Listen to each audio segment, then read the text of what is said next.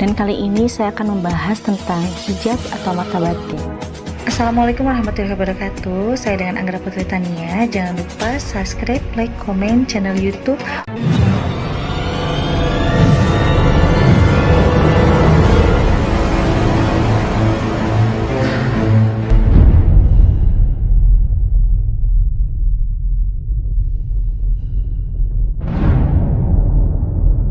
Di sini banyak sekali orang yang bertanya tentang apa yang namanya mata batin. Nah, di sini mata batin itu adalah bisa dikatakan dengan ilmu tasawuf kalau di dalam Islam. Dan kalau untuk di dalam non-muslim itu bisa dikatakan dengan indigo. Tetapi indigo dengan ilmu tasawuf itu jelas berbeda. Karena kalau indigo itu dedukasi otak, yang mainnya itu adalah tentang perkembangan dan kecerdasan otak. Jadi itu hanya bisa dikatakan bisa merasakan atau hanya firasat saja. Jadi kalau untuk orang indigo itu bisa merasakan, bisa mencium, tetapi tidak bisa melihat. Kadang bisa melihat tetapi tidak bisa berkomunikasi. Jadi bisa dikatakan indigo itu adalah kecerdasan otak tingkat tinggi yang disebut dengan firasat, feelingnya tepat atau instingnya tepat. Beda hal dengan yang namanya ilmu tasawuf. Di sini tasawuf tergolong dalam 7 ilmu mata batin. 1 yang disebut dengan basyiroh, 2 yang disebut dengan fuak, 3 yang disebut dengan sauk, 4 yang disebut dengan asror, 5 yang disebut dengan riyadhah, dan 6 itu yang disebut dengan latifah. 7 itu adalah yang disebut dengan hakul basyiroh.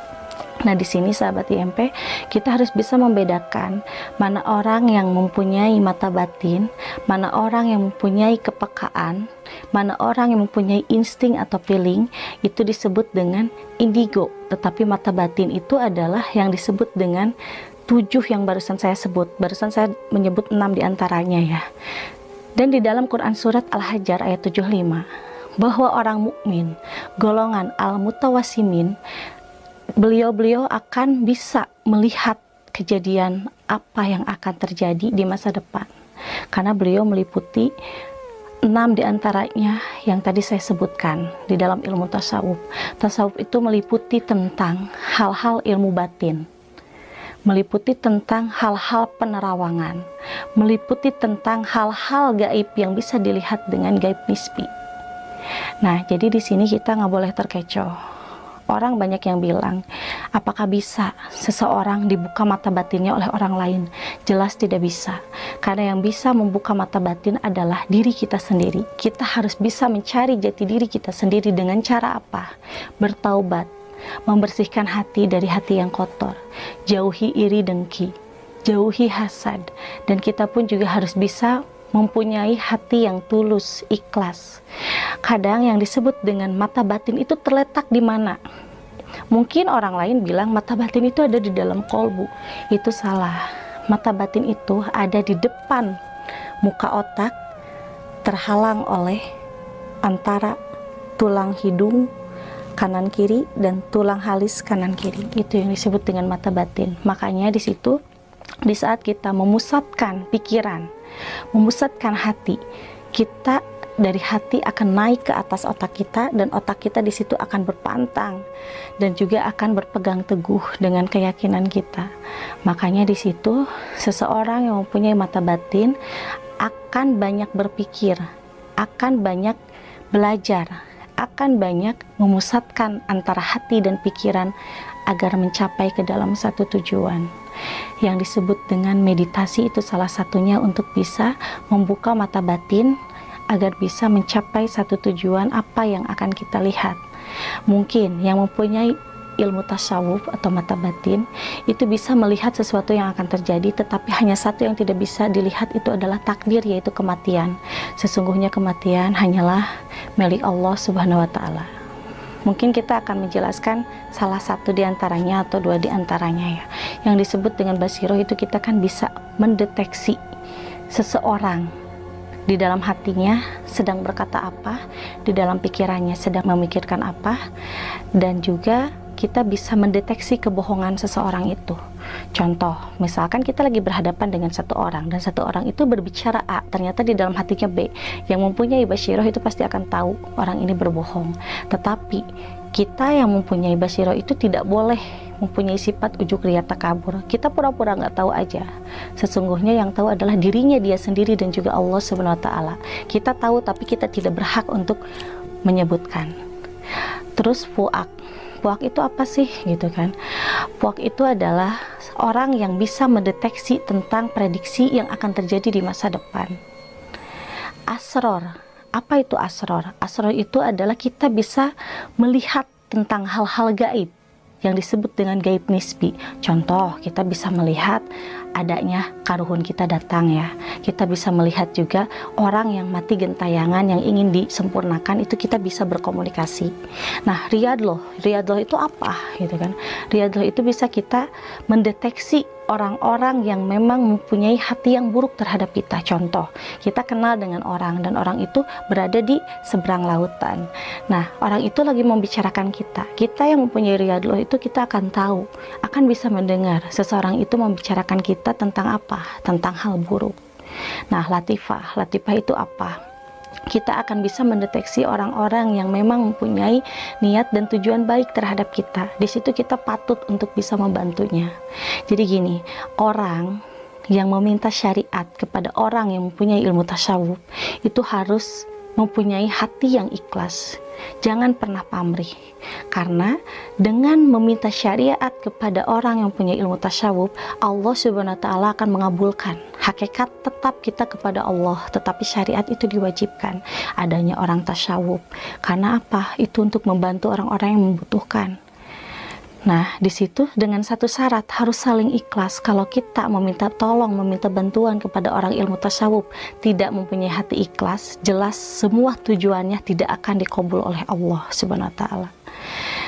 Karena orang tasawuf itu orang yang dipilih oleh Allah Subhanahu wa taala dengan bisa terbukanya mata batin, meliputi 6 diantaranya yang tadi saya sebutkan, yang sungguh luar biasa, berarti sudah termasuk orang pilihan dari Allah. Maka dari itu, seseorang yang meminta syariat kepada orang yang punya ilmu tasawuf tetapi mempunyai hati yang tidak baik atau berprasangka buruk, seuzon, jelas semua tujuannya tidak akan dikabul. Bukan berarti Allah tidak adil, Allah sangat adil, tetapi kembali lagi ke dalam diri kita masing-masing. Diri kita ikhlas tidak? Diri kita meminta tolong itu atas tujuan yang baik atau tidak? Kalau atas tujuan yang baik, pasti jelas semuanya akan Allah kabul. Kalau dengan tujuan yang tidak baik, itu jelas tidak akan pernah terkabul. Di dalam hadis riwayat At-Tirmidzi, bahwa yang mempunyai ilmu tasawuf itu, beliau itu tidak mempelajari kitab, tetapi beliau itu mempelajari satu asma Allah yang memang beliau selalu pelajari dari mulai 0 sampai taraf, yaitu dengan menyebut la ilaha illallah. Hanya itu saja kebanyakan. Tetapi di luaran sana juga banyak orang yang mempelajari kitab yang disebut dengan kitab Al-Firasoh, kitab Muqaddimah atau Bari, dan juga kitab yang disebut dengan Syu'uf ya. Jadi memang banyak sih orang yang bisa belajar dari kitab, dan juga yang bisa belajar dari asma Allah. Kitab Syu'uf yang disebut dengan Sufi itu di dalamnya sangat luar biasa ya, mengajarkan kita hanya dengan mengingat Allah, tidak mengingat apapun. Orang yang mempelajari kitab Syu'uf itu sudah tidak bisa mengenal yang namanya duniawi, karena yang namanya duniawi akan datang dengan sendirinya atas izin Allah. Orang yang memang mempelajari kitab Syu'uf itu akan dipenuhi segala keinginannya dan akan dijamin oleh Allah Subhanahu wa taala. Makanya di sini orang yang mempelajari ilmu tasawuf pasti di dalam bicaranya itu seperti yang tidak masuk akal dan pikiran. Karena beliau hanya takut dengan Allah saja, tidak takut dengan siapapun. Makanya beliau itu bukan tidak menghormati, bukan tidak menghargai kepada sesama, tetapi orang yang mempunyai ilmu tasawuf akan menghargai dan menghormati kepada orang yang berbudi luhur, orang yang mempunyai hati yang ikhlas, yang tulus. Dan orang yang memiliki ilmu tasawuf tidak akan pernah bisa menghargai orang yang memang merasa dirinya sok paling jago, sok paling pintar.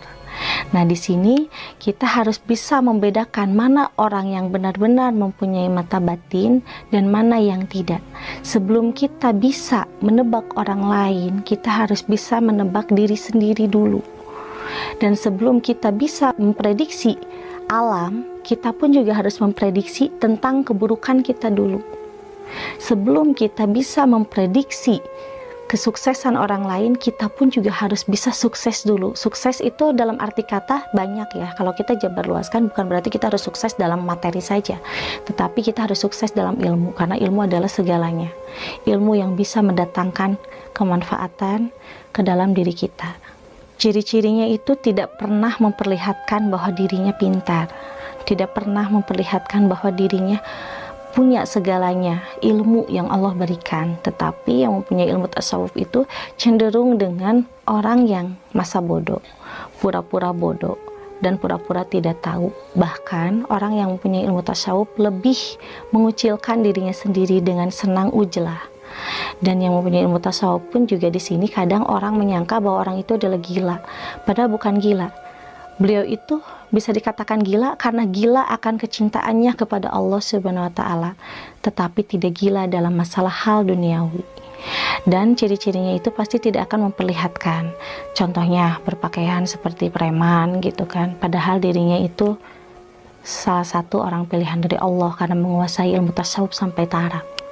Dan di sini ada yang istimewa ya, ada yang istimewa dengan orang yang mempunyai ilmu tasawuf.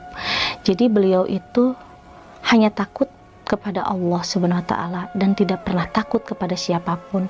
Bukan berarti beliau itu bebas membuat kesalahan seperti ghibah, terus membuat kesalahan yang lainnya. Justru yang mempunyai ilmu tasawuf itu sangat-sangat tulus dalam menjalani hal-hal tersebut yang disebutkan dengan tasawuf syufi, atau beliau itu lebih meningkatkan keimanannya kepada Allah Subhanahu wa Ta'ala dengan menjauhi iri dengki, menjauhi hati yang kotor, menjauhi ghibah dan menjauhi suudzon. Jadi yang mempunyai ilmu tasawuf itu benar-benar yang disebut dengan kosong adalah isi dan isi adalah kosong. Itulah orang tasawuf atau sufi. Bahwa orang-orang yang mempunyai ilmu tasawuf itu masuk ke dalam yang ada di dalam surat Al-Hajar ayat 75. Beliau adalah orang mukmin yang masuk ke dalam golongan mutawasyimin. Jadi sungguh luar biasa, orang mukmin yang memiliki ilmu tasawuf golongan mutawasyimin akan mendapatkan rahmat dan ridhonya dari Allah Subhanahu wa Ta'ala. Tetapi orang yang bersyariat kepada orang yang mempunyai ilmu tasawuf tidak akan dikabulkan jikalau mempunyai hati yang kotor dan mempunyai sifat keseuzonan. Jadi orang banyak ya yang meminta syariat kepada orang yang mempunyai ilmu tasawuf tetapi seudon. Kenapa ya? Kok saya minta tolong kok nggak terkabul? Kok saya minta tolong nggak sampai selesai masalahnya? Harusnya jangan nanya ke orang yang kita minta tolong, tapi tanya ke dalam diri kita sendiri. Apakah sudah benar niatnya? Apakah sudah full semua atas izin Allah atau karena Allah? Harusnya nanya seperti itu. Jadi jangan pernah mau menyalahkan orang lain, salahkan diri sendiri sebelum menyalahkan orang lain. Karena belum tentu apa yang kita lakukan itu benar. Jadi di sini sangatlah mudah untuk siapapun yang ingin bisa membuka mata batin. Mudahnya itu kita harus bisa mengkoreksi diri kita sendiri. Membersihkan hati itu paling penting. Membersihkan kita dari dosa-dosa kecil sampai dosa besar. Dan menjauhi larangan dari aturan agama, utamanya ghibah yang harus kita jauhi. Karena ghibah itu bisa menyakitkan satu sama lain. Jikalau ada perkataan yang memang salah ya, dan juga perkataan itu menyinggung hati seseorang. Sungguh kita di dalam muka bumi ini, di alam manusia, kita harus bisa bagus tentang habluminanas dan habluminallahnya. Jadi siapapun yang ingin bisa membuka mata batin, Cukup dengan yang tadi saya sarankan, dan kita harus yakin kepada Allah Subhanahu wa Ta'ala bahwa Allah itu maha segalanya. Jangan pernah kita berpegang kepada seseorang, tetapi kita harus melibatkan Allah Subhanahu wa Ta'ala dalam sesuatu apapun, dalam apa yang kita inginkan, dalam masalah apapun, dalam cobaan, kita harus selalu melibatkan Allah. Nanti Allah akan menggerakkan hati dan pikiran kita sababiahnya untuk bisa meminta syariat kepada siapa, dan Allah pun juga akan menurunkan sababiah kepada orang-orang yang iman dan bertakwa kepada Allah Subhanahu wa Ta'ala. Jadilah orang mukmin yang bisa menjadi golongan mutawassimin, agar kita bisa dimudahkan segalanya, dimudahkan dalam perjalanan, dimudahkan dalam sesuatu cita-cita kita. Jadi kita jangan pernah kalut pikiran, karena sesungguhnya dedukasi otak, intuisi yang memang harus kita jaga, yaitu berpikiran jernih terhadap siapapun. Rata-rata orang yang memiliki indigo itu bisa dikatakan turunan ya. Turunan bisa jadi itu masuk ke dalam genetik. Masuk ke dalam genetik orang tuanya. Contoh, misalkan ini turunan nih dari orang tuanya, dari ayahnya. Nah, itu pasti akan masuk ke dalam kategori tiga genetik. Ayahnya yang punya indera keenam, nah itu akan turun kepada anaknya. Dari anaknya itu pasti akan turun ke dalam cucunya. Nah, dari cucunya itu pasti akan turun, tetapi tidak akan langsung ke dalam cicitnya, yaitu akan turun lagi kelewat di 3 genetik tersebut. Jadi setiap 3 genetik, nah itu pasti akan masuk yang disebut dengan indigo. Tetapi di sini ada perbedaannya ya, antara indigo dengan yang mempunyai mata batin. Kalau yang indigo itu tidak bisa mengobati orang dan tidak bisa membantu orang, tetapi indigo itu hanya bisa merasakan saja sesuatu yang akan terjadi. Terus indigo itu bedanya dengan mata batin, indigo selalu datang ke dalam mimpi. Jadi di dalam mimpi itu suatu pirasat-pirasat buruk yang akan terjadi pasti akan datang melalui mimpinya.